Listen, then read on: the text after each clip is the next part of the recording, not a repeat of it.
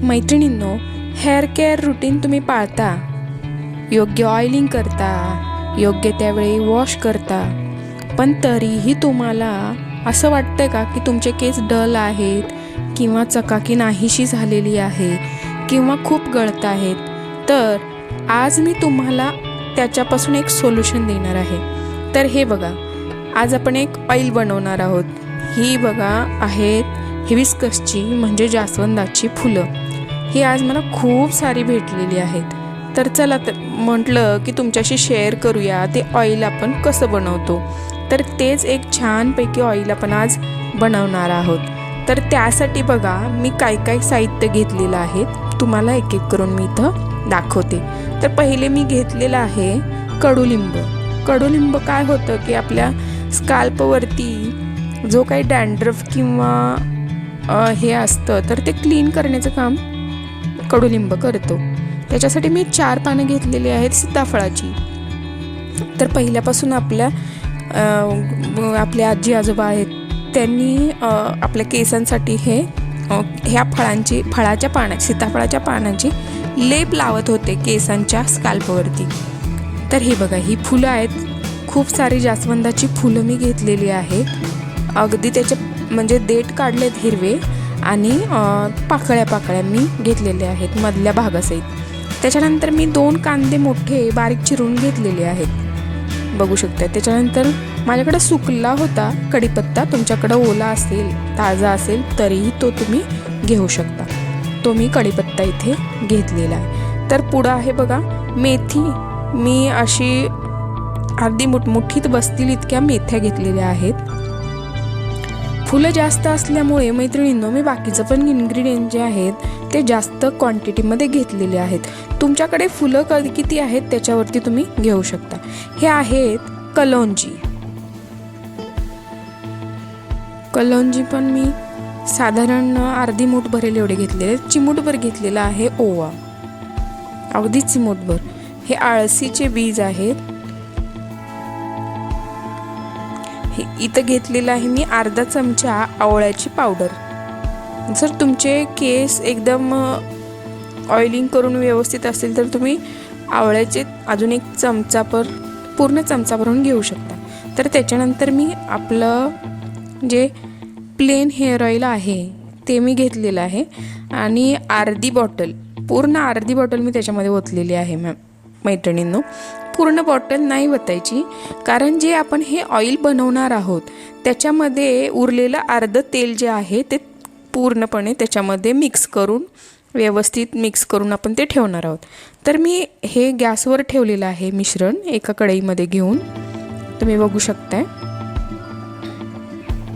तर एकदम slow gas केलेला आहे मी आणि या गॅसवरती हे आपल्याला चांगल्या पद्धतीनं कमी गॅसवरती उकळून घ्यायचं आहे जोपर्यंत या सगळ्या इन्ग्रेडियंटचं अर्क त्या तेलामध्ये उतरत नाही.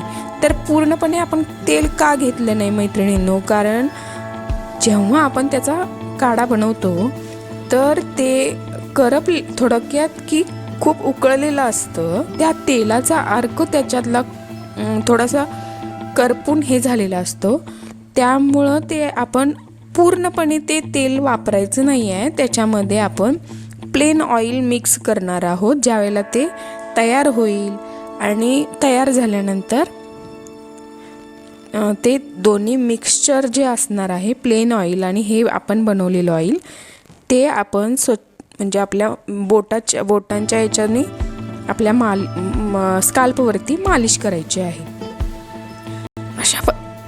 अशा पद्धतीनं ते तेल आपल्या केसांच्या त्वचेवरती लावायचं आहे. तर बघू शकताय मी थोडं हलवत त्याच्यातला आर्क ज्या पद्धतीने जो आहे तो त्या तेलामध्ये हे झाला पाहिजे, मिक्स झाला पाहिजे.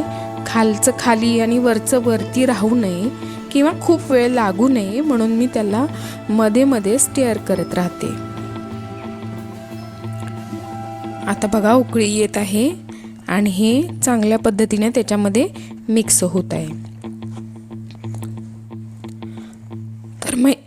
तर मैत्रिणींनो, तुम्हाला माहिती असेल की मेथी जी आहे ती आपल्या केसांना तुटण्यापासून वाचवते किंवा त्याच्यामधले जे इन्ग्रेडियंट्स आहेत मेथीमधले केसांच्या पोषणासाठी ते खूप महत्त्वाचे असतात. आणि सीताफळाचं पण सीताफळाची जी पानं आहेत ती पण पूर्वीपासून वापरत आहेत. म्हणजे माझी आजी असेल किंवा माझी चुलती होती ती पण या जे सीताफळाची पानं आहेत त्यांच्यापासून जो अर्क बनवायची, त्यांच्या पानापासून पाण्यामध्ये टाकून ती उकळून घ्यायची आणि ते माझ्या माझ्या केसांमध्ये वापरायची. त्यामुळं मी हे इथं वापरलेलं आहे. हे बघू शकता हळूहळू त्याचा अर्क जो आहे पानांचा, फुलांच्या पाकळ्यांचा तो त्याच्यामध्ये उतरलेला आहे आणि कलर डल झालेला आहे पानांचा पण आणि फुलाचा पण.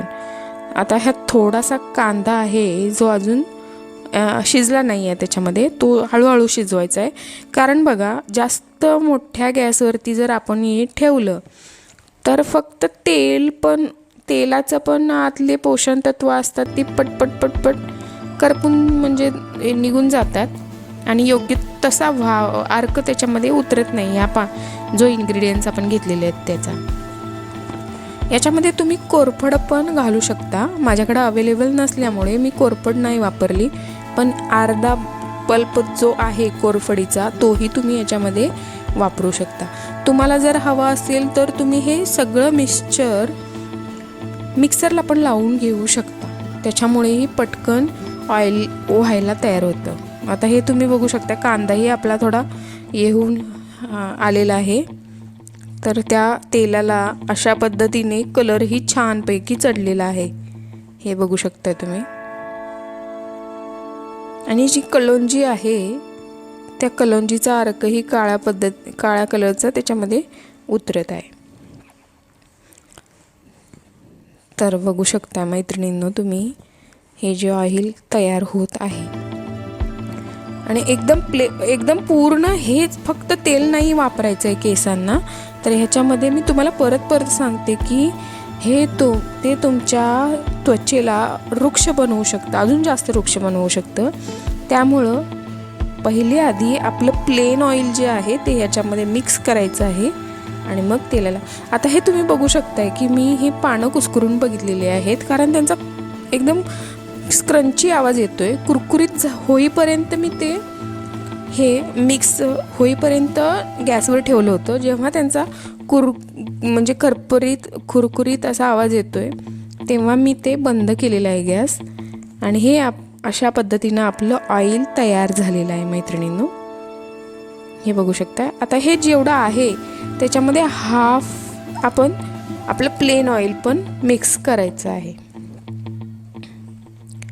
तर बघू शकताय मैत्रिणींनो इतक्या छान पद्धतीचं हे जे आहे आठवड्यातून तुम्ही 3 वेळा लावू शकता तुमच्या केसांना. तुमच्या केसांची एकदम छान ग्रोथ होईल.